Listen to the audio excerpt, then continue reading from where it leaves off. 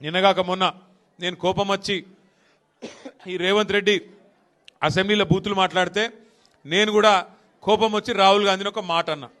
అంటే ఇక కాంగ్రెస్ వాడు ఒక్కొక్కరు, ఒక ఆయన 6 ఫీట్లు ఎగురుతుండు, ఇంకొక ఆయన 6 అడుగులు 6 గజాలు ఎగురుతుండు నా మీదికి.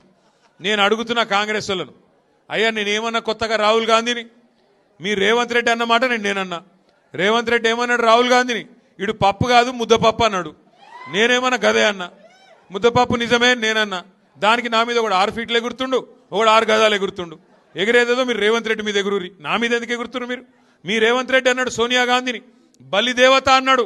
1000 మందిని బలి తీసుకున్న బలిదేవత, 1000 మంది తెలంగాణ పిల్లలను చంపింది ఈమె అన్నాడు. నేను అన్నానా? అది మీ రేవంత్ రెడ్డి అన్నాడు.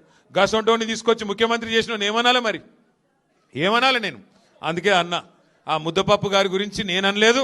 ముద్దపప్పు అన్న రాహుల్ గాంధీని ముద్దపప్పు అన్న రేవంత్ రెడ్డి మీద మీ ప్రతాపం మీద చూపెట్టారు కాంగ్రెస్ వాళ్ళు.